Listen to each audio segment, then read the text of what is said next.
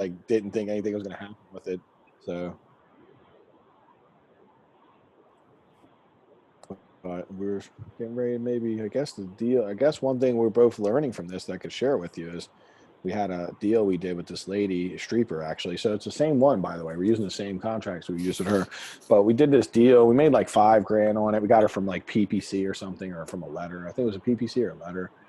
Yeah, PPC on this one. And you know, she had a house. We ended up making like 5K. We were happy about it. It wasn't a big deal. But then she called us back. She had 2 more houses. And honestly, we were like trying to pick them up for a lot less, and she wasn't giving to us for the number we wanted to pick them up for.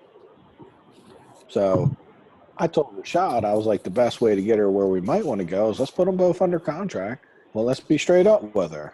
And we told her, like, listen, you know, at this number that you want, we could put it under contract, but we're not going to be able to buy it personally for that number. And what we'd have to do is I'm going to have some investors who might be willing to pay this, that I can, you know, if I would market for free for you, I'll take and try to sell it to them, and I'll do my best.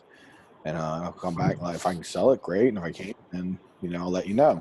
She's like, I don't care as long as I get my number. So here we are. We got one for 75, one for like, are you sure it's 75? Oh, you double check? Okay, got it. All right, 75. We got one for like 120. So we put one out for 85. We got one out for 130. And we got some people close on the 120, like within 10K. We're not far off. But then on the 75, we just got a lady that's offering like 97 on it. It seems real legit. I got on the phone with her. I've edited her out. So it's like a pretty good assignment fee. It's actually quite good. But here's the rub to this. Like, me and Rashad were looking at it because I was going to keep it personally. And this is how tricky things can be sometimes, why you really want to get good at digging deep into the numbers. On this block, there's Patterson Park in Baltimore, and above the park, this is where this house is, 1 block above the park. Things get a little sketchy, but they're not bad 1 block above. But we looked at the street, and I'm like, dude, why in the world there's like a house that's like 2 doors up, like selling for $280,000? And here's what we found out. The other side of the street, the even numbers, and we're the odd, the even numbers have like parking in the back and they're nice. And the odd numbers are looking at like, you know, fucking junkyard. Looks like Sanford and Son. It's all cars and stuff. There's no parking back there. It's pretty nasty, actually. So me and him pulled just that side of the street for like 8 years, and there ain't never been a sold over like 150. Like, there was like a fully renovated property for like 150. Not like, you know, like nice rental, nice house, but not like full, real high-end renovation. But it was a renovation, like a lower-end renovation. It only went for like 130, 150. So we're like, holy crap. So I'm not saying this lady won't get it, but I'm just saying that, like, based on what I know, I personally passed on it because it is one of those scenarios where that side of the street sold for less money than everything else. Yeah. Now, if you Well, no spoke one to knows it her that and well. explained to her, would No, she, I'm not saying. you It's a think you could get buyer. her to come down? Oh, this is the buyer. Oh, yeah. Then you're like, oh, great, man. Nice comps. No, the buyer, exactly. Well, the comp's like, first of all, the comp is 2 doors up across the street. That generally is always a good comp. But in our Yeah. scenario, I was like, I started seeing weird pattern, and I was like, yeah, I'm always skeptical. I'm always approaching with like a certain level of skepticism, right? Where I'm like critical thinking. I'm like, man, are we missing anything? Because, man, why does she want to sell this so cheap? Because she wasn't cheap on everything else. Like everything else, but then I'm like, oh, so all of a sudden she's high on everything else, but this one deal is like the deal of a lifetime. So when I really looked at it, it really is that side of the street don't sell for as much. Now, she fully renovates it, we'll find out, but no one else had really renovated on that side of the street. No one had really fully renovated the property and got top dollar. On the other side of the street, they did, and the neighborhood is going skyrocket high. I mean, it's a good neighborhood for sure. But anyhow, we got a lady talking about paying us like well over 20K for it. So we're like, dude, get this assignment contract together. Yeah. And I don't normally do assignment contracts. I normally do assignment of LLCs, but this lady's a little bit newer and had cash. So I was like, you know what? Let's just do a regular assignment because like she understood an assignment, didn't understand the assignment of LLC, and at 20K and this touchy of a deal, I'm like, I don't want to make it any more complex. And I know Yeah. this lady well enough that I can just go to settlement and just be like, look, 20K is on there because I'll just tell her something will be fine. I ain't got to worry about explaining the money. But the key is like really knowing those comps, man. You got to like you think you got a deal, you got to really dive in on this stuff. So anyhow, that was interesting. I don't know if I'm right or wrong. I just know that there is some unanswered questions, and there's zero comps on my side of the street. And every really good comp is literally like on the other side of the street or a block up, block down, but none on our side. It makes me nervous. And when I looked at the video, I'm like, hey, you see that back alley? That shit it ain't conducive. I was like, what's the other back alley look like? And we were looking at the pictures. It's all nice. You can pull your car in. It's clean. Yeah, I had that with Like one a of my weird flips break. where the one side was flooding because of the way their grade was. And all the basements were on the water. The other side was beautiful, nicer, no issues. And they just, exact same houses. They were all like cookie cutter, but the side of the street made a difference. It does, and honestly, it's okay if you can get your stuff under contract and know that like you're not putting a big down payment or any of those things. But even if like you can get in a really good situation, most people once they buy the house, they're focusing on finding contractors, doing all kind of stuff. What I always recommend is once you take it under contract, like the first thing you should do in the first day or two is really dive in. If you're not doing 100 houses a year, or you're doing just like one or two at a time, then you really can you have the extra time to do like a high level of due diligence. I don't want people overthinking, but like you just talk to neighbors, you talk to agents that have sold on your block in the last year or two, and you'd be surprised at the shit you're going to find out. You like just like what you said. Oh yeah, neighbors like, oh, this side of the block floods all the time. Now all you're doing is like, oh wow, is that an actual issue? Because I've had houses where I bought them and they had freaking like flood. They would flood. They were like in a floodplain. You had to get special insurance, and like no one told me. I'm like, shit, that ain't good. Still sold them and made money, but not, I made a little less money. Yeah, that's like that one that I have on the contract now. I mean, like I went in there the other day. I'm waiting for my buddy Chris to come back with me on what would his number be, so I can wholesale it to him. Like I'm gonna renegotiate with the seller. Basically tell him, listen, I'm not buying it. My number is going to be, like today, I'm at 118. That was what we have on the contract. My number is going to be like 58. Like if you cannot do 58, then I won't be able to do it. Sorry, man. Too many things are bad. But if my buddy will take it for this, and then I can make like 5 or 10 grand in there and let it run. But I looked at that place. The damn electric has the aluminum wire. Oh, really? So the whole that means you got to redo it. Yeah. All the plumbing Sounds is like it's a gem all the way around. Yep. Cast iron plumbing. So only plumbing, only electric. What's funny is, I have one of those little testers that test the receptacles. Nothing has a ground in the house. Like none of the outlets have a ground. But there's because aluminums really can't be grounded. Oh yeah, but like there's no there's GFCI outlets in the bathroom and the kitchen, but they're not hooked up. So I don't know how this guy passed the inspection for the like the township does like a rental inspection. I don't know how he did pass that because nothing is even hooked up. But it's pretty bad. So I'm getting the hell out of Dodge on that one. See what if I can make some money on it. But I'm not. On the one hand, when you find more issues wrong, you go, oh, look at this. I got to do electric. Got to do plumbing. Which is great in the beginning because you just account for it in your numbers, right? That's why we do it. But there's just too many check boxes of bad stuff that, I don't think it's a deal. No, it's not. You caught it. That's all. Look, being wrong. A lot of people get butthurt because they're wrong, but you don't ever have to worry about being wrong, right? You only worry about you caught it. The wrong I hate is like I renovated, lost 10K, and then like being wrong before it cost you a penny is actually being really right. right? I mean, it sucks because like we wanted our deals to work, but catching things is the key. It's like, and it just, to help you it's the feedback you need to keep working on your process and getting it better. Yeah, you don't want to catch that shit the week after you bought it. And then it's too late. Mm-hmm. Yeah, I agree. Hey, listen, so I skip traced that list and I have all names and emails. What was that email service you said that did you find it? That does like the. I haven't used it yet. You know what?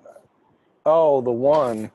You know what? I got to talk to Charles and ask him because I know there's only like one that he told me you can do cold emails with. Let me ask him. I'll text him right now. See what he says. Because he's a marketing wizard.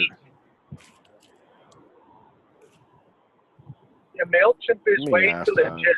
They won't let you do it.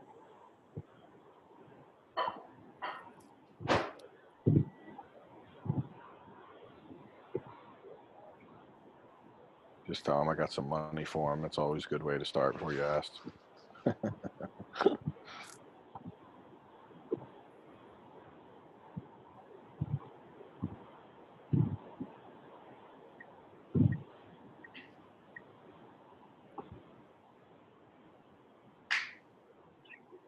And I figure then after the weekend, once we have a good script for the Sly voicemail, then I'll drop that. And I used the one you sent me. Now I used the first one, not the one you try to do. That's a really good voicemail. That one's solid. I've read through that like multiple times, and I identify like a lot of really strong points in it. So you could tell it's been thought out really well. But I'll bring that with us too. And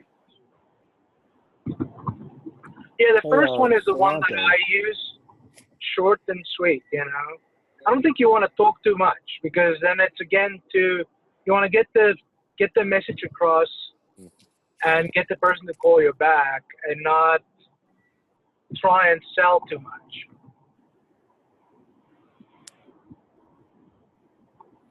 I agree. Yeah. You want to, there's two things. You're right. You don't want to try to sell everything, but you definitely want to qualify some just because you're going to get a lot of calls back. The biggest issue with like this ringless voicemail from everyone I talk to who's crushing it has been like, hey, you're going to get a ton of calls. So like if you can weed like at least a hate mail and the people telling you to go kill yourself, some of that out of there is good. And then, because it really is just a weeding thing. So I've got it running now. Hey, so let me ask Delonte. Delonte, have you checked with Jimmy at all, or can you put something on the calendar for Jimmy tomorrow so we can talk to him about the Sly voicemail? Has he been checking to see how that's been working? Okay, that also, and then can you add one thing that was supposed to be done? This is for them, for Gerhard and everyone. Can you add in your slides before you print them out? There was one thing that we needed. There was supposed to be more scripts where it said basic scripts and it had the name of the scripts. Could you take and create like 3 or 4 blanks where basically instead of having a name, there's just a line they can write the name on? They can write the situation and we can write the script, like a couple templates they could use. Yeah, so you're saying instead of having yeah, and then put a line that they can write because basically they're going to do all the ones we have, and then they're going to brainstorm on new ones we need, and then we'll just write it in. We'll hand write in the ones we need. I'm thinking do like 4 additional. I don't know what you got already, but just add 4 blanks along with what we already have. Now, you know what, though, if you want some, 4 blanks. I'll send you, John Martinez has a thing where it's like a workbook type thing where you basically create your own, right? So we have the basic of, hey, this is what you want to do, but now go write it in your own words or change it the way, let's work on your one for you that works for you. That has like, okay, this would be for I'll send it to you, and you can check it out and see if you can use any of that. Yeah, I mean, I have that here. So it's what I'm doing. I'm just adding.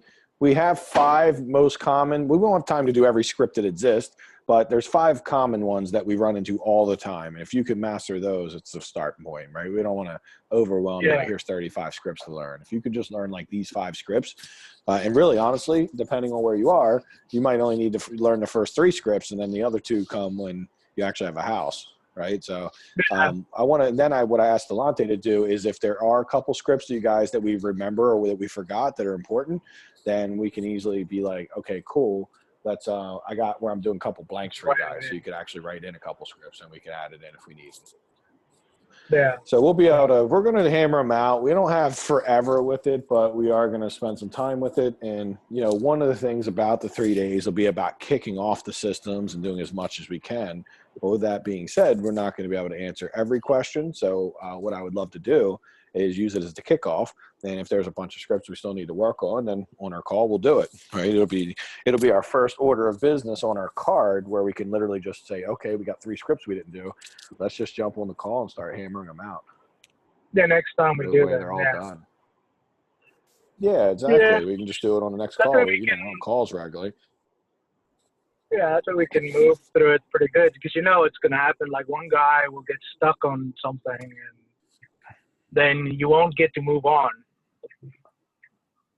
Well, we're gonna make it where you can't have a choice. So here's what I've learned when I did my training is that if we give ourselves 2 hours to work on one script, we can figure out how to make that work. If we give ourselves 20 minutes to work on each script or 15 minutes, we'll figure that out also.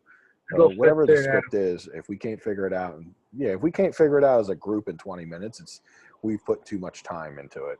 Because it should be simple. And if you start overthinking it, start trying to craft the perfect message, it really is about just having an optimal way of talking to someone. So if we can understand what I can teach you in the training is what you're trying to accomplish and what position you're trying to take. And then we can start from that when I'm like, here's what you're trying to convey to people. Now we can start crafting the message. Most of the time, it's not about your ability to craft the message. It's about understanding the right position to take. All right. And then that's the key. When you understand that, you'll start to see some big stuff. So inspire.com email marketer. Interspire. Let me just send it to you. Actually, he sent it to me, the email thing. You can check it out. I never used it, but he always sends me some wild ass shit. Yeah, well, give it a try and see if I can throw some out there. And at least email. Well, yeah. What I guess if you email them, would you want to send them to your website or still try and keep it more like the letter, hey, give me a call? Yeah, I wouldn't send them to your website because there's potentially like some liability that you might open up, and this definitely wants to be something that's fairly ninja. I wouldn't want to be like it's Gerhard with Marie Properties, right? 123 Main Street, ENI number. I wouldn't want to do that honestly until you're clear that they're actually someone who has good intentions for you. So I would treat all this stuff like everything like bandit signs essentially. All right. You definitely want to insulate yourself a little bit just until you know if they're like their friend or foe. Mm-hmm. Yeah, I guess then you can move into a different list, a different target. Well, yeah, you can easily, what happens is you give them your website and stuff, or they can start coming on and giving you bad reviews and figuring out who your company is and start like trolling you. So yeah, I personally just, stay ninja until really just that stuff will be for people who said, yeah, I want to work with you. Yeah. Okay. So I just text you the email company. So check it out. Let me know what you think. He's pretty smart technically. He said he's done a lot of emailing, and he said there's this company. They'll let you be real. They'll let a lot more loose on cold emails to strangers. Because he said like any of the regular email companies won't even let you do it at all. Yeah. Oh, you know what? What I just thought of when I skip trace these. You know what I'm going to do is next time, or the next list I'm skip tracing, I'm going to separate first owner and second owner and make 2 lists and skip trace them separate. Because I think when they do it, they look on the property, they look the owner and the address, but they do not look for the second owner. And sometimes, Okay. it's like the guy died, his wife still lives, but they're still both on the deed, so that's who shows up in the list. Mhm. And Yeah. to try and unless when they do it, they actually, because they give you like 3 or 4 phone numbers and 3 or 4 email addresses. I don't know if they just Mhm. try and do everybody associated with that property. So Yeah, it they might get are. first, What did you end up finding? That lady you referred to me on Fiverr. What did you think about the list? Did you actually run it, and what kind of Yep, feedback I did you get just from it? I did a list. Well, the person that I just did, that one I couldn't find, but I found another one that had a better price. This is a ninja trick, right? So they chose, it was something like, I don't know, let's say it was like $50 for 1,000 names, right? Or $100 for 1,000 names, something like that. But my list is 1,500 names. So I just still pay just $100 for 1,000 names. And because there's no way you can say I want to buy 1.5 of it, right? And I wasn't going to buy 2. So then later on, once the guy imported the list, he said, hey, there's actually 1,500 lists. How about I charge an extra $30 for them? I go, yep, that's good. And there's a lot up to interpretation on it. So you just go, you just Yeah, I order get what like, you're saying. obviously you cannot pay for 10 and give them 1,000. But, I I had hear what like, you're saying. You kind of got a little extra bonus. yeah. For a little bit I like less that. That's cool. money, I got more. I've done this every time so far where I just like, well, I'm not going to strip my list to match your number. And the guy was like, the first guy never charged me extra. He did like 1,500 or 1,800 for the price of 1,000, right? And this guy was like, oh, there's 400 extra. So I was like, yeah, $50 extra, no problem. You're not mailing this list, right? I mean, are you, or you're mailing it, but then you're skip tracing it? Because here's what I got from the lady I hired from Fiverr. I've had my cold caller calling that list, and he's like, most of those numbers are like McDonald's and like fax machines, and he's like, a big portion of numbers are not active people. And then because he actually gives me the data, right? He called like every name on the list in a couple of days because he calls like 300 people a day. And he was like, yeah, let me give you the data. And he's like, okay, there was this many people that were like McDonald's and stuff, just random. There's all these people that said they don't know anyone on the list. And I think it was like a super low portion of people were like actually like people who were, oh yeah, that's me. It was like real low. I think he was telling me something like 20% of the people on the list, maybe less, was actually like the owners. And I don't know, I'm pretty sure that's low in general, but yeah, I'm pretty sure, especially when you're paying them, if they're using TLO batch, and that's what I thought most of them were using, it's supposed to be a pretty accurate list. But he was like, he had said there's a lot of like just bad numbers on it, essentially. Now, here's the opposite though, Gerhard, right? I can use Mojo to transcribe the list, and he called the Mojo, and he's like, the Mojo's way better. Like, we ran the numbers, and I have them testing, so I'll tell you what, I'll talk with him tomorrow, and we can talk about it on Thursday or Wednesday. I'll see you on Wednesday, so we can talk about it tomorrow because I'll talk with him tomorrow. I'll see what's up. All right. Oh crap! You're already on.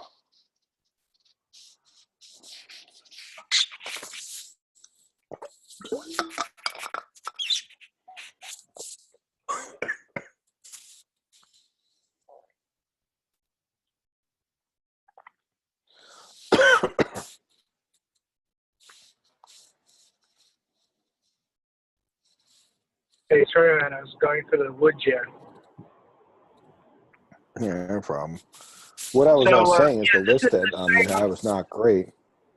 So the list that I got wasn't great, but I compared it to my Mojo list, which I can do. I can just take and put all the names in. It'll give me numbers. And he said the Mojo was way better. I'll call him tomorrow and get some exact details because he's probably been through both lists now. So I actually took and uploaded the list separately so he could give me feedback. So I'll let you know tomorrow when we speak So just how what the deal is. how does Mojo do a skip trace also, or what it? Yeah, it has a reverse lookup you can use for like I don't know. I think it's $40 a month or something. Now I don't know if you can use it if you don't have the service, but certainly I could just do it for you, really.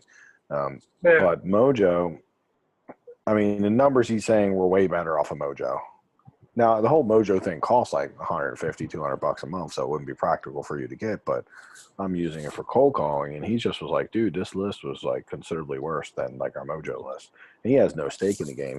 He's just telling me his feedback. He's super like because he tracks everything. He's like, here's what it was. I'm gonna get all the details, but it was shaping up to look like it was like a really big difference. Like Mojo crushed the other list. And if Mojo does, then obviously we could save a lot of money because I can run it through Mojo a lot cheaper, obviously, than trying to do any of the other stuff.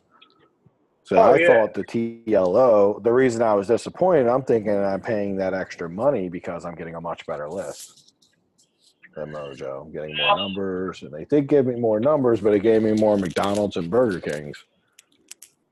The numbers, so I know for sure, in general, the numbers, because I've taken this list from before and I imported it into Mojo.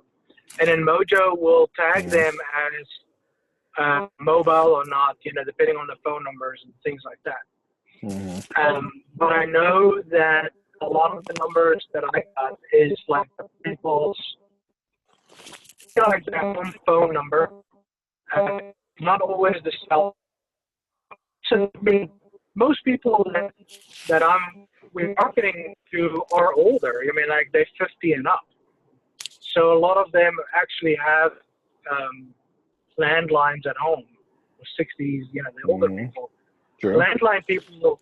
Yeah. So a lot of them are the landline people. A lot of Verizon, AT&T. The email addresses, tons of AOL addresses. So it's old emails. You can see like they had Verizon, they had a Gmail, and like an AT&T one or something, of their email addresses. And who knows which one they use today? These are just ones that picked up.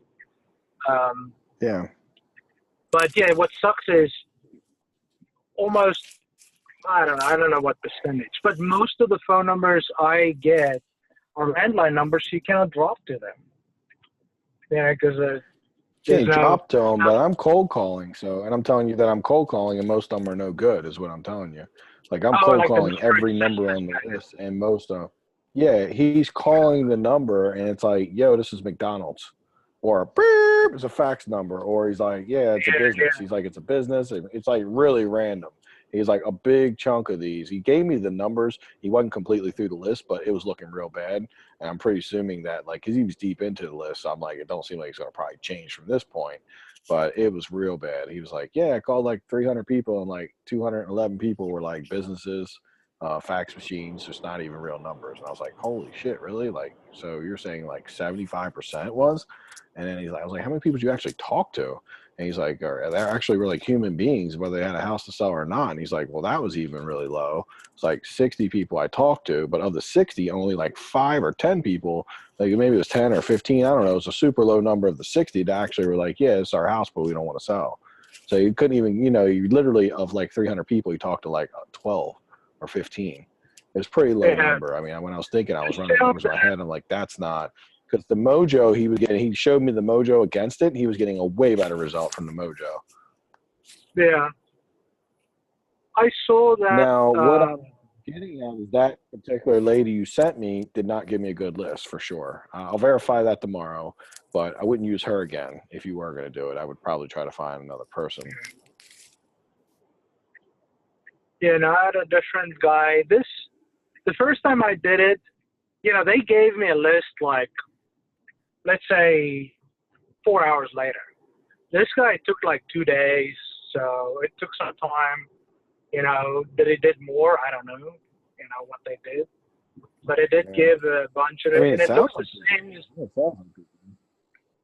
it did sound actually. Oh, what I was going to tell you is so obviously I pull or the list that I send out was Monday, or let's say I did it on Friday, and in the meantime, people called in that were that were on that list, and I checked some of those phone numbers against the numbers that the list gave me, and they were true. So I mean, I checked Okay. like 2 of, and they were actually the guy that called me from that address. So Okay, good. so they did check out, but again, like I said, I mean, you don't know. Now, what's nice in Mojo is you can just tell it that if it is a fax machine, to just ignore it and mark it as a bad line, right? No, and he does that. I mean, he hits it. But the point I'm making is I paid a lot of money for the list compared to the Mojo one, which cost me nothing, and I could get to you for like nothing, right? You get my point? Yeah. And why pay a bunch of money if we get a better list? Like now, all I know is that the list I got is like 50 times better for Mojo than it is. I'm going to get the exact details, and that way I'll understand. Because I don't like to talk about stuff until I actually have the numbers. But I can just tell you my early opinion of it is that I think it's leaning towards like some of these Fiverr people might be scamming a little bit or not doing good quality work, which wouldn't be unusual at Fiverr. I find a lot of goofballs on Fiverr. Oh yeah, especially I mean it's you get what you pay for, right? Because through the service it's a lot more. If you have to do it, but I guess for a few $100, it'll be good to know. That's a good easy way to get it. Get more true. I tried to reverse them in Facebook, but they cracked down on that. They don't allow it anymore. Like you can put the Have you phone ever number tried in Facebook. REI Skip? What's that? Have you ever tried REI Skip? No. I haven't tried I that. feel like that's 5 cents a name. I thought that's as cheap as 5 cents a name or something. And I heard that's pretty reliable, but I'm not sure. And I'll try some of this stuff.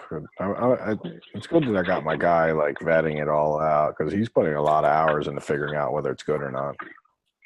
Well, Skip Genie is supposed to be pretty good because they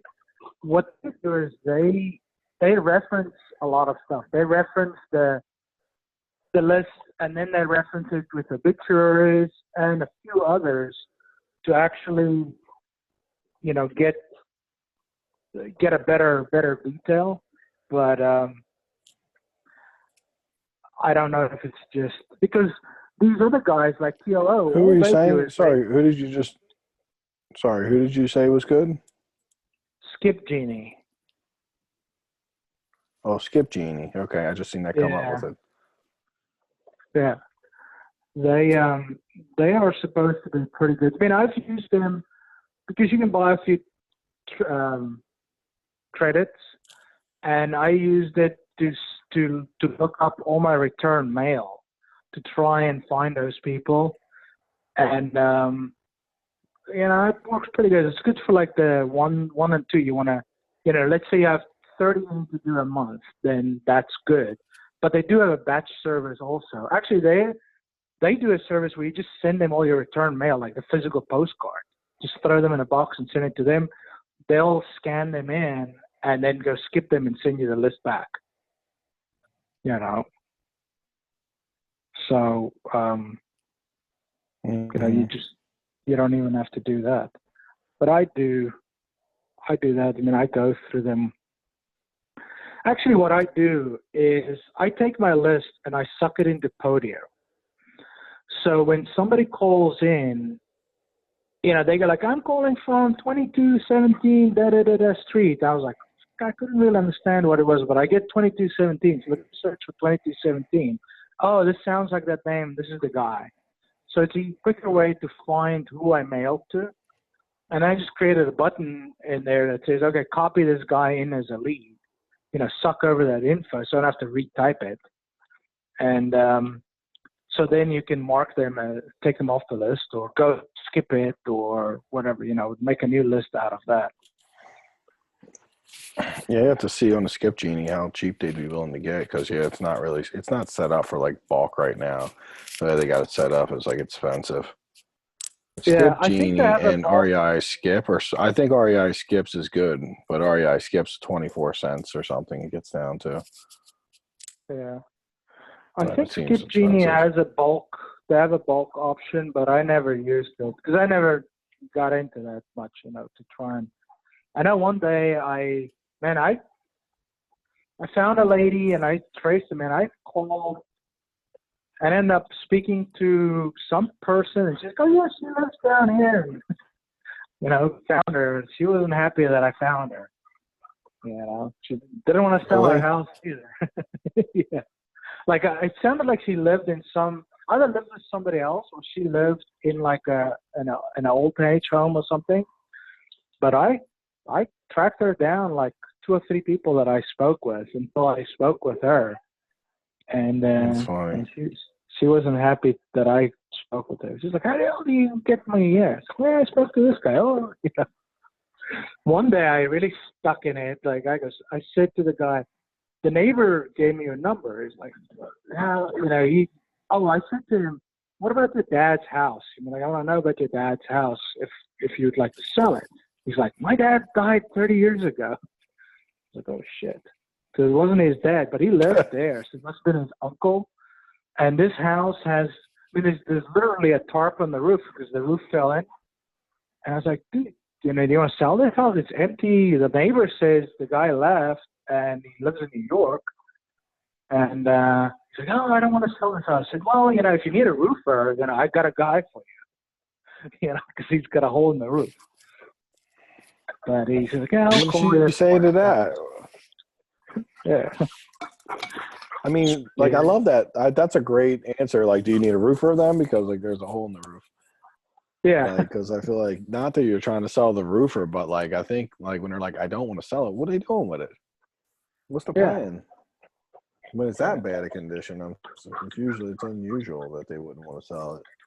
I would definitely follow Yeah. up with that person. One day they're gonna Yeah. want to sell it. Yeah, it's weird. Like some people, I don't know. It's like you don't. Actually, what I run into a lot now is somebody calls and they go, send me a letter. I just want to know what it's worth. Well, for me to give you a good price, I really need to look at it and give you my best offer. Well, I don't know, like in the ballpark, what would you pay? Well, I really need to look at it. Well, in that case, I don't really care. Is there anything better to tell them? Like, and then at the end, like No, right at the there's end of really the not. I think conversation. what, yeah. No, it says like right at the end of the conversation. So it goes exactly like I said to you. Then they go, oh yeah, and I just put a new kitchen in, or I just spent like 10 grand on this. Like we are done Yeah. talking about it. Like, and then they start telling me more about this house. You know. Well, they want you to buy their retail house, and that's the problem, right? Is they want you to buy a retail house, and the reason they're asking you for a price is because they're in their heart assuming you're not going to offer them enough. So if you Yeah. think that's what they're really thinking, which we know it is, right? The reason they're being so short and so give me a price or else, then you can just be like, hey, listen, are you looking to get retail for your property? It sounds like to me, like when people ask me this question, if someone says, hey, can you just give me a price? And you say, well, I would really need to see the house. I think that's the perfect answer. And then I give you a price from there. And if they're like, well, can you give me a price now? And you say, well, it sounds usually when people ask me this question, it sounds like you're very concerned with price. Can you tell me more about that? And then you want to dig in and realize and say, well, tell me, is the house in good condition? And because you can assume it probably is. And they're like, yeah, I put all this in. That's great. It's great. It sounds like a retail house. Is there a reason you decide not to sell it with a realtor? Right. So that's what we would go down this path. There's some reason they're on the phone calling Gerhard versus a realtor. There's some adjustment, but at the end of the day, if it's really nice and they're talking that highly of it, it's really kind of hard for us to get it at a discount. They're not real motivated. So that's usually why they're cutting you off, because they're not motivated. A good motivated seller, like you can call up and I could teach you every script in the world, and a good motivated seller, you don't need any of them half the time, but it's nice to have them. They just help you not like mess up like layups. you know, because you can mess a Yeah. layup up if you don't like do the right stuff. But the key is that you're marketing enough that you will get a layup, and that when you do get the layup, you're practicing with all these people before the layup. However, when someone like that's short, you know, doesn't have any motivation at all, that's a waste of your time. So you literally just get to the point as quickly as possible. When you get there, you let them know, like, look, we buy houses at a little bit of a discount. You know, I'm now, if you're looking to sell it on the wholesale market because it's an as-is condition, I can pay more than any other person like me. But we're not buying the house to live in, and we don't pay full price for it as if you were selling it with a realtor. Sounds like to me that it might make sense for you to sell this with a realtor. Would you agree? And then they'll be like, I don't want to sell with a realtor, and here's why. And then say, well, okay, I get it, but what's your other option? I mean, does that mean you would actually sell it at a discount? And they're like, they'll tell you. They're almost always like, no, I thought, you know, you said you'd buy it.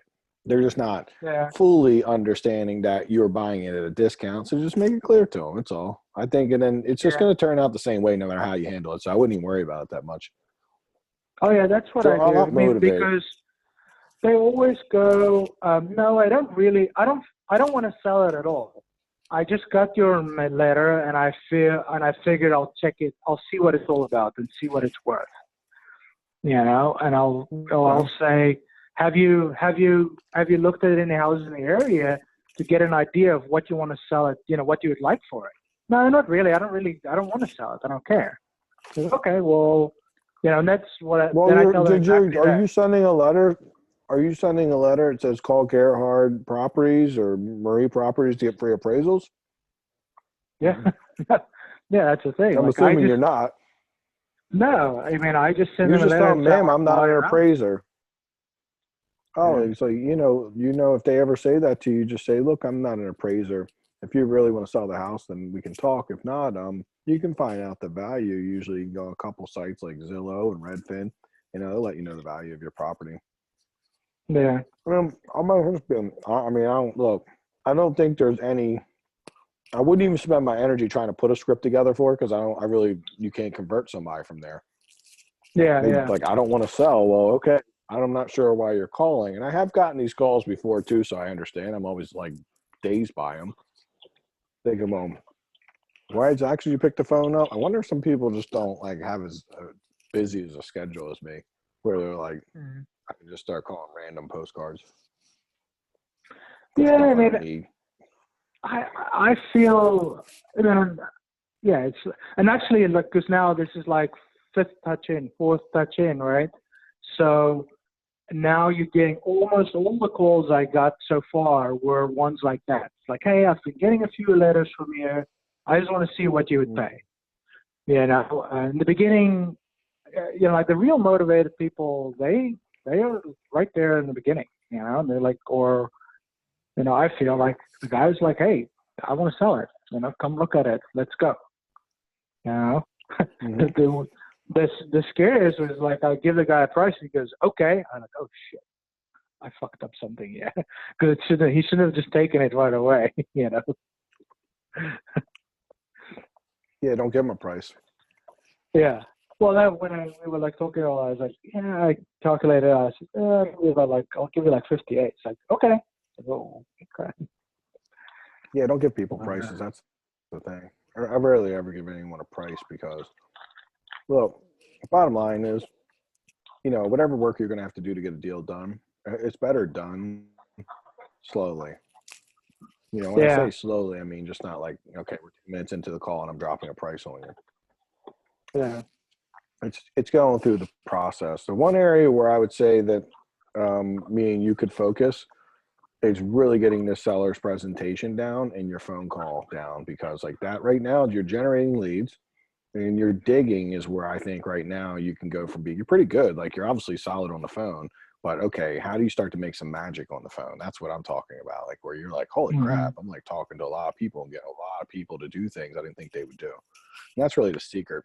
You start making some magic on the phone, then you start converting deals, and it takes constant evolution of your you know, your talking and how you're talking, you're digging back and forth until you just get really good with them. There's a handful of things you're trying to create on the call, and one is that you're focusing solely on, are these people motivated to sell the property? Do they have a problem? Like, and if they do, I don't care much about the property. I need to get into the problem. that I could help them solve. Mhm. Because everyone, when they're calling, they're generally calling someone like us because there's an issue that they don't think the traditional route can solve, like a realtor could solve.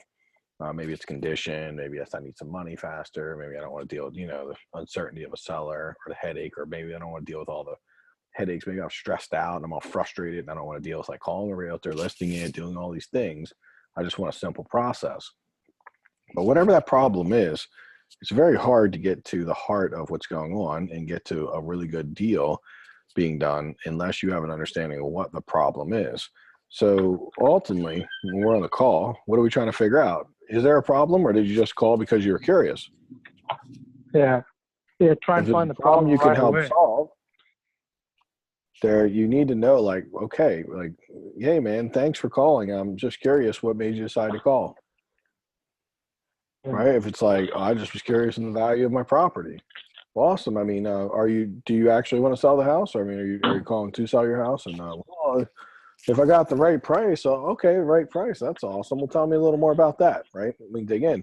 Tell me a little more about that. If you have any leads, by the way, I would love, like, you'll have a calendar tomorrow of what our time is, and we're gonna have some time out there. So any of the role play sessions, any of that, if anyone has leads, we're gonna call those leads back, and I can call some of those leads for you. You can hear me work with them and dig. And more importantly, like if someone is disqualified early on, I'll show you how to get off the call with them and just move on. Because what I'm Yep. figuring out, if people have zero problems and they're just like tire kickers, like can't spend a lot of time on the phone with a tire kicker. You don't want to go see a tire kicker's house. As long as they're 100% committed to selling and they have a problem to solve, and then they're committed to you helping them with that problem, then I'm in. I'll go see every single lead like that.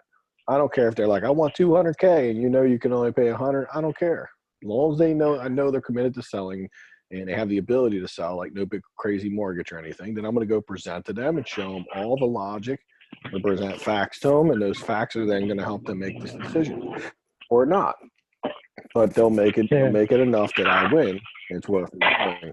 Now, so where you are, right, and this is where we go through these little phases in our evolution. You're in the beginner's stage where you're kind of still just talking, going back and forth, not 100% certain on what you're going after, gathering the information. You're hearing it, but you're not totally understanding like what's going on. So the information is just filler. We don't really care much about the house. We just they called us, so we really want to know, like, tell me, like, what's the reason you called? And generally, people call me, they have a house they want to sell as is, or, is your property in some work, or is, what's going on with it? And then, they'll usually start to tell you. If you can get them open up to you, you've won. If you can get them telling the story, like really long, telling the story, they've won. When they're all this, they call and I'm like, I ain't got no problem. I'm just seeing what you pay.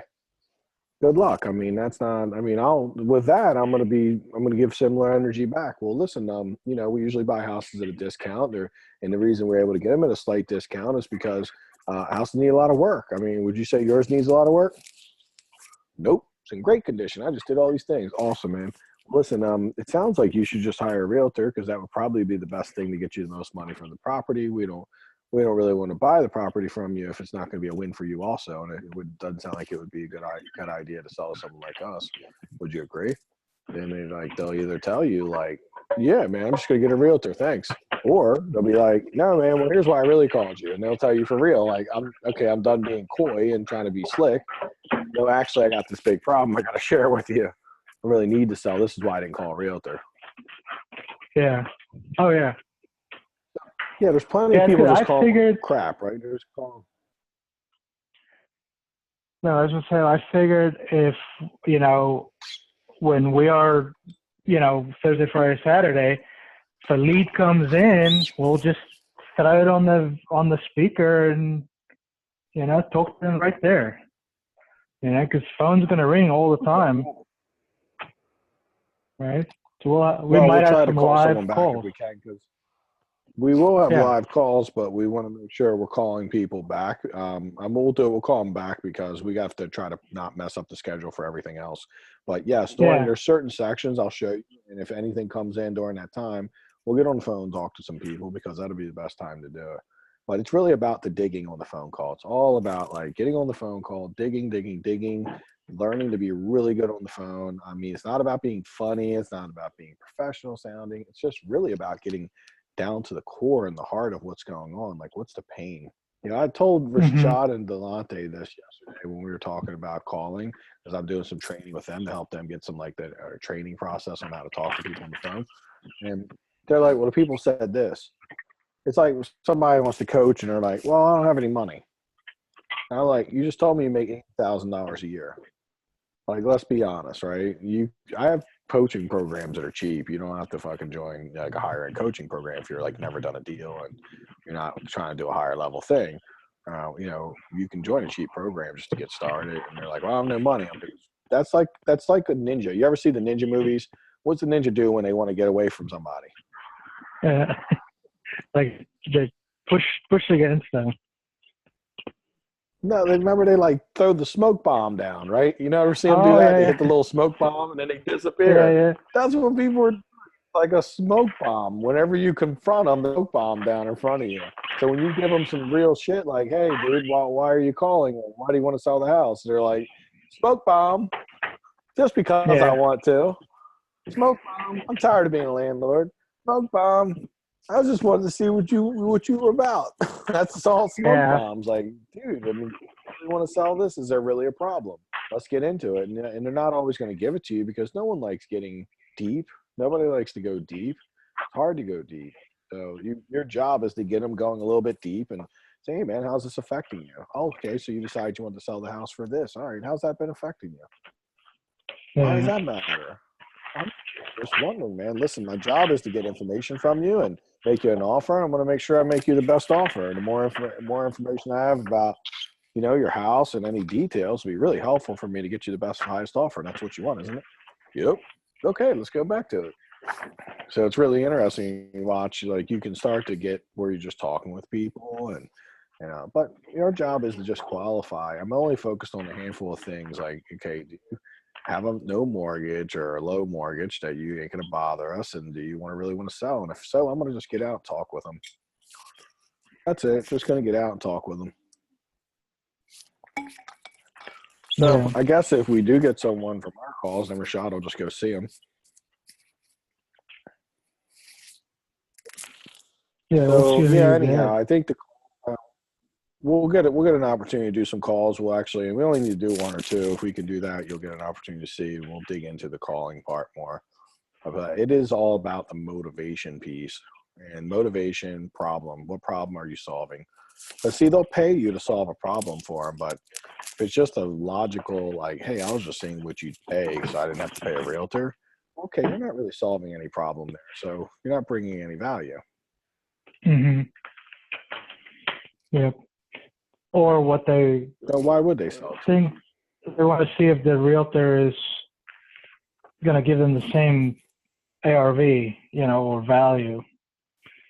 I guess, who knows? But I mean, I don't know. They think that's they're the just thing is, calling. They're calling because you sent them 17 letters is why they're calling. At oh some yeah, point, that's good that they feel like it's needed, but they're calling you because you sent them a bunch of letters and they're just curious. They're not really even looking to sell a house. So that's what, hey, when you get that, you just let them know straight up, "Hey, look, I get it. You know, we're serious house buyers, but you know, we let us know if you're serious about selling. We'd love to talk to you, but it sounds like you're just kind of thinking about it right now. Hey, let me ask, what made you decide to call?" "Oh, you sent us a bunch of letters." "Okay, great. And then what were you hoping that we could do for you? How are you yeah, hoping I could help?" yeah, yeah. That's a nice way to ask that. I mean, like, yeah, because you know everybody you speak to has a realtor, right? Everyone's like, "Oh yeah, well my buddy is a realtor." I said, "Well, why don't you call him? Maybe he'll give you a discount on the commissions." Yeah, because you understand that, like, when he says my buddy's a realtor, it's like the smoke bomb again. What the Yep, fuck has that got to yep, do with anything? If your buddy's a yep, realtor, and you didn't call him, you're on the phone with me, there's obviously a reason. Let's talk about that reason in the nicest yeah, way. Now, everything I say, me and you are like real direct, so we almost have to take like our direct common sense approach and then just package it nicely. Because like what I just said, you're like, yeah, that makes sense. But if I was to say it to someone on the yeah, phone, it would not go over well. So I have to yeah. They package it would. very nicely, and that's what we work on. Yeah, that's true. Yeah, that's the piece I I got to work talked on with a always. guy. It's not just.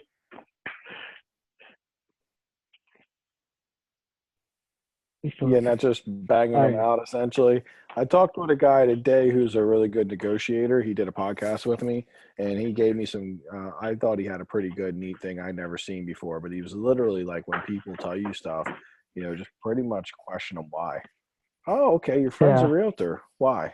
He yeah, said, just ask the yeah, question and ask why. Like, hey, why didn't you decide why not go with him? Why not list with yeah. him? Like, and then he's like, oh, because this, and this. Really? Why? Why is that? Hmm. Why would that be affect you? Right? And they said, get them qualifying yourself. And I was like, yeah, that actually makes a lot of sense. And you could just keep lying people to death and make them start qualifying and telling you. Because see what happens when the more they qualify you, the more they're likely they already slip and give you why they really called. Because if you can get down to why they really called, then they're like, oh, Gerhard understands me. Because this is the key. You got Yeah, to get them to kind of share with you. Some people are just totally willing to share. Some people are totally not willing to share. Some people have motivation. Some people don't. But I can tell you, there's a little bit of a phone calling game. You get 10 calls. There's only, we know the facts are in the last like 18 months of 10 calls, only about 4 to 6 of those are going to be even people that got a house to sell. And of the 4 to 6 that have a house to sell, like, from a motivation standpoint, 1 to 2 of them got pretty solid motivation. And then you might be one in like 30, 40 phone calls where they got like, I'm on a crack motivation. I'm like on drugs motivation, or I don't even know, like life-changing event motivation where it's like, I got to sell this house. And that's good when yeah. you get that. Obviously, those are the ones you get That's in your the. car and try to shoot to very quickly. Yeah, those are the ones I like. I mean, like you know that feeling, like you know exactly when the guy's actually motivated, and not just Mm. trying to tell you a whole bunch of shit. The one guy I spoke to was funny. Is old guy, he's landlord forever. He's like, oh, but we gotta make sure that you make some money. I mean, how, you know, we need to work it out so you can get some money out of this. I said, well, let's get it And done. that's like old fucker. If he cared about you making money, you'd be under contract with him right now doing deals with him. He's so full of Yeah, shit. You know what I'm saying? If he's like, you got to make sure you'd make money, then why aren't you under contract with him right now? He don't really care about you making money. The dude you yeah, can't trust as far as you could throw him is the landlords. The old fucking landlords are the most slick people I've ever met. Those yeah, dudes, I talk to them straight. There's no packaging with them. There's just straight talk with them. I've been a yeah, landlord 30 years. All right, well, cool, man. How can I help? Right? Oh, yeah. well, you want to buy my house at 123 Main Street? Well, let me ask you, man. You're a landlord. You're an investor like me. Are you selling it at a discount where I can make some money, or were you just hoping to get full retail? Every single time, they'll be like, "Yeah, man, I was trying to get retail, man. I thought you might want to buy it for retail." No, man, I need to Yeah. buy it. Like, I got to make a couple bucks. Is there room for that? Now, if you were me, would you buy it for this price? And every single time, like, no, man, I wouldn't buy it for this price.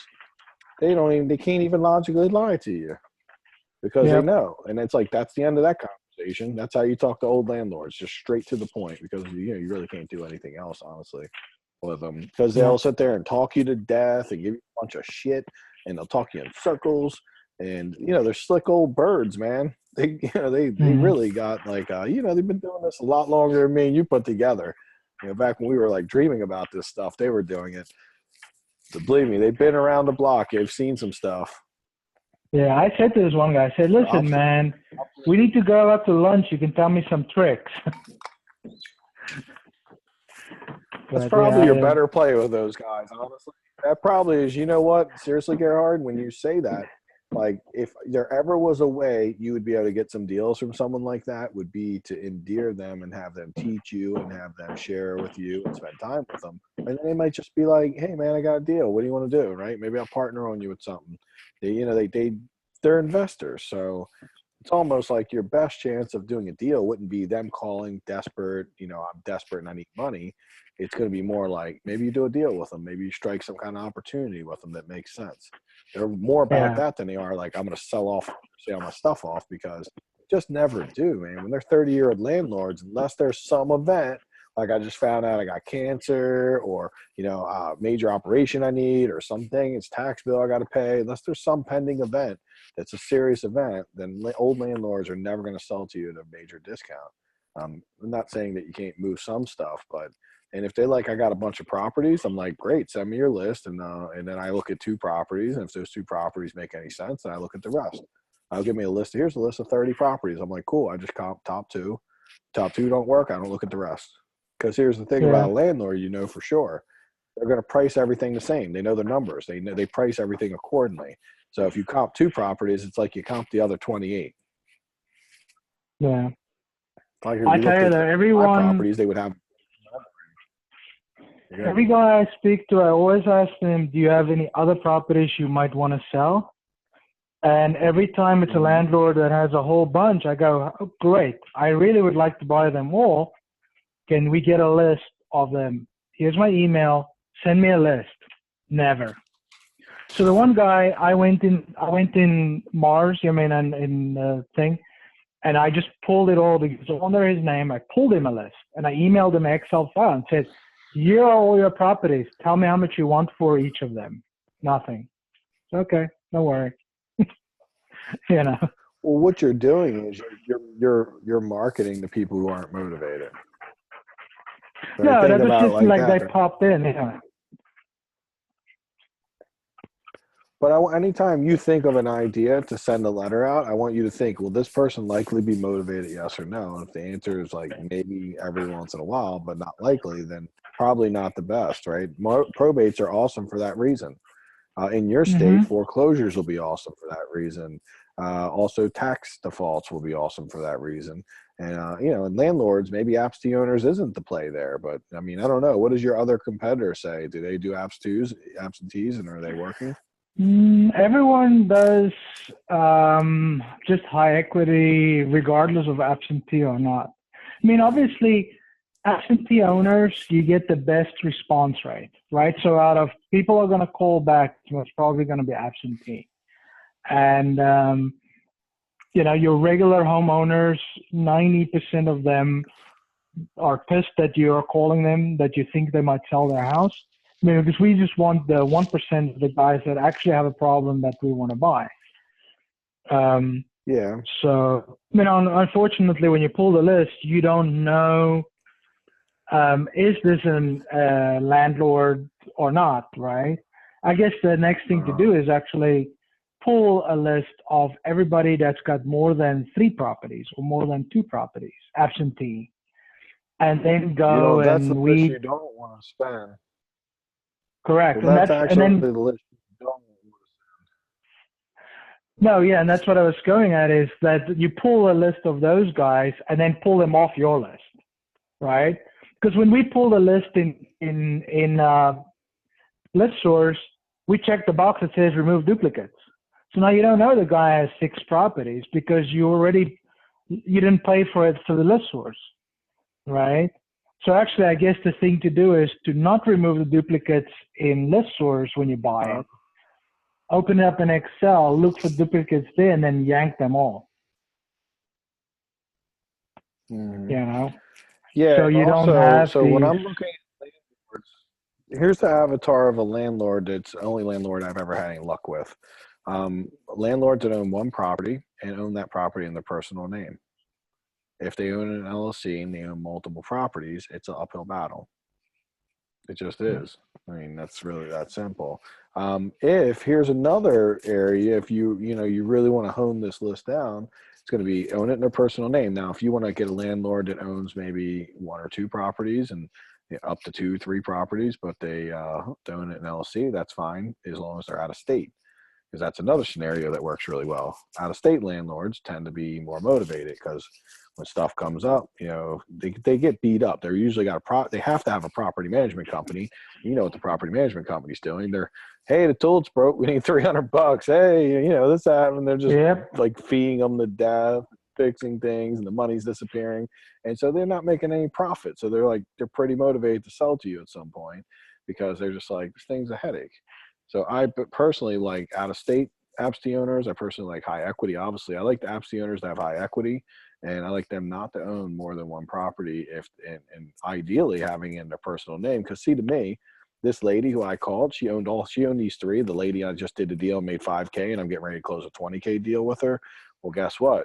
She called me, but I believe she was an absentee owner. I got to double check that and see if it's PPC or I think I sent her a letter as an absentee, but she owns 3 properties, but she owns them all in her personal name. What's that say to you? Yeah. When somebody owns 3 properties in their personal name, that says amateur hour, right? That's not a professional investor. Like they don't even know enough to have an LLC. So these are the people I'm talking about, right? These are people that have 20 or 30 properties in their personal name. Because remember, when I pull the list, I check the box, no corporation, so all the LLCs go away already. Mhm. All right? So these are people that we grab that are absentee owners. And they have more 3, 4, 5, 20 or 30 properties in their personal name. You know, because they've been doing it for the last 20 or 30 years. When LLCs were not, they don't really care about LLCs like these guys. You know, they have no LLCs ever. So, yeah, they're all in their personal name. But as I said, it's like, so I'm thinking you just weed them out if there's duplicates to just get rid of them too. You know, maybe I should pull the next list, pull something more high equity, you know, and go, because if I got to pull another absentee owner list, I'm going to get the same people, minus the few that sold their houses on the market. Yeah, I mean, listen, the thing about an absentee owner list, if it's big enough, is you keep doing it and then the same people keep getting your letter, right? But that's okay because it's like some of the people, there's a bunch of people that didn't call you and that some of them their motivation will change if you continue to do it. That's the thought process of why you can send the same absentee owner list forever. Because if you keep hitting that list, there's going to be someone. I've had people like, dude, I got 20 letters from you now. Like, but when that 20th one hits them, it ain't because you sent them 20 letters. It's because the 20th letter hit them when they needed to sell, and they were motivated. They got like motivation happened where they were like, you know what, we should sell the house, honey. And then bam, 20th letter, and they're like, shit. Like, and then by the way, they got your letter and a couple others, but guess the only one that sent 20 letters is you. Right. So that's the key. So then you tend to win more because of that, because you're the most consistent. Most dudes send 2 or 3 letters and they give up. So anyhow, that's the key to sending absentee owners. With that being said, I'm concerned about the results you're getting right now because I might, with a couple other things I might consider like keep your finish up what you're doing with it. And then what I'd like to do is evaluate it with you. I want to make sure that you're getting the proper response rate, because if we can look at the math, then I can hack like, okay, where is it I need to help you? Because like, what do we need obviously, to change? like it's this simple. Yes, if you don't have deals, often it's like 1 or 2 small things that need change. I just talked with a student yesterday. She's doing this 3 years. She got 2 good deals on her own with a partner. And then she did a bunch of stuff after that, got tons of leads coming in, just has got no deals in like 2 years. And she was completely just stressed out. And what I really found out is she's an amazing marketer. She takes and gets people to put We Buy Houses as is and anything on the back windshield. She's convinced 67 people to do that. Her phone rings consistently from that, and she tells them they do it, and she just tells them, I'll give you a referral fee, $1,000 if I get a deal. And the problem is, I'm like, you need to start getting some deals so these people keep them on their car. And but she's literally getting people to do it. And I was like, what you really need is I need to help you close. Come to find out, she closed with this old partner. She closed these deals because the partner did the negotiation. So she's not good at like presenting and showing the facts and getting to the point, which most of us aren't, by the way, until we practice it and get better. So she really only has one area to majorly focus, and that's to get that presentation down. Rashad used the presentation for the first time the other day by himself. And I was like, dude, here's the presentation. Do this, this, and this. You see me do it now. Like, you're good. You can make this happen. And I was like, don't freeball it. Follow the presentation. Don't go out and just start trying to make magic and be dynamic and shit. Just follow it, man. And he's like, dude, I followed the presentation. He was like, it was amazing. And I was like, they say yes? And he's like, yep, we got the deal. I told him 105, and they were like, oh, it's a lot less than we thought. But, man, after you showed us the facts, it's like, I don't see how you could pay anymore. And they were like, could you at least do 120? He's like, I could maybe do 110. Would that work? And they're like, okay, that'll work. It was like, we're done. They wanted 160, and they were pretty animate about the 160, by the way. They weren't like, be like 160 or like, because it was a pretty decent house. It wasn't a bad house at all. It was actually in pretty good shape. But once he showed the math, it was hard for them to argue, right? It's very hard to argue with the math. The math is what it is. So this is the key. That's why we want to get that presentation down. What I'd love to do with you is to see, okay, first I want to make sure that you're getting the right amount of calls for the amount of mail you're sending. I want to make sure this math is looking right. If the math looks good and we analyze it, let's start to break it down and figure out, okay, let's just say there's all these steps, how many of them are going well? And let's get really narrowed in and focused on the 1 or 2 steps that's probably stopping you from getting deals. I'm really good at this, but I need math to start with. I don't want to just guess. I need context. I have to have context of like, okay, what is the math and what's working? So, right now we got this to focus on, but next week, what I would suggest, we've been working together a couple months, and it would be a really good time to just take your math and get it real tight. Don't guess. But give me a spreadsheet that shows me what you've done, what you spent, what you've gotten in return, what calls have come in, and let's start to narrow it down. Let's first make sure the marketing's solid, that you have the right list, and then secondarily, if we find that the list is good and you're getting the proper amount of calls, then let's dig into your process, talking on the phone and talking with people. My guess is it's probably, I'm sure there's always tweaks we can do with our marketing, but the one area where I find it completely can kill you, it's hard to mess marketing up so bad that you never get deals if you're a master on the phone. Like if you gave me a shitty list, I probably could make deals happen out of it. Now, I'm not going to, the key about the list is maybe if I had a better list, I could make more deals out of it. But when you get no deals, it almost always indicates that you either don't have enough prospects or you don't have enough, your closing sequence is not like it's failing at some level. Right. So that's what I think is happening is I'm thinking from the phone call to the close is what we have to work on. And then from there, we can start working on some other stuff. So that part I want to really dig into. I want to get away from, let's look at the marketing. If we feel it's good, I want to stop talking about the marketing, because if your phone's ringing, then I want you to start really focusing on one thing only. Become amazing on the phone, amazing in your closing sequence. And now all of a sudden, if you're getting 2-3 leads a week, well, it ain't going to take many leads to get a deal, because it just doesn't. I mean, it really doesn't when you're super good on the phone. Does that make sense? Yeah. Oh, yeah. Yeah, no, that's good. Yeah, what I'll do is I have the numbers. I have all the numbers, so I mean we can look through double check them and make sure they're really right, make sure they're good, and then because I want to see if they tell a story. I mean, when I look at my stuff, I'm able to really take a lot from it because it starts to tell me a story. But if you have them, then next Tuesday when we talk, we'll go over them, and because we'll be pretty busy over the next 3 days, and then we'll start hammering out like, okay, if it's the sequence, let's really get into the sequence, right? That closing sequence is big. Let's hammer it out together. I'll work with you on it, and we'll start to just break it down piece by piece. Phone calls, like instead of talking about random stuff, let's role play. Let's get on the phone and role play together. Let's talk together. Let's get real clear on that. Because that sequence and that whole seller intake sheet I'm using, you can follow that thing real well. And honestly, but there is one part of it I'll go over in the training that's most important. Like I really don't even in training, I'm probably not going to go over and be like, okay, beds and baths. I feel like it's a complete waste of time. Anyone can be like, hey, how many beds and baths you got? Right? It's really going to be about like one small portion of that and how to dig in on that small portion. Is there anything that's just informational? That's easy. Oh, okay, what's the address? Okay, great. Well, how many beds and baths? That's easy. Right? When it's like, hey, what made you decide to sell the property at this time? Okay, now it's getting a little more difficult, because you might get like, well, why do you need to know that? Or, what do you mean? And now you got to be able to overcome that, and you got to be able to push through that. All right. So anyhow, I got to jump off because I got a 7 o'clock call, and I'm going to take a leak real quick. And I'll see you. Are you coming tomorrow? Yeah, I'm gonna come tomorrow. I'll be there like late afternoon. We can get in after 3, right? I think 4 is what he said, but I got some stuff, so we should be good. Like 4 o'clock. I'll be down. So 4 is good. Yeah, I should be down like 4:35-ish. We'll see how the day goes. Sure.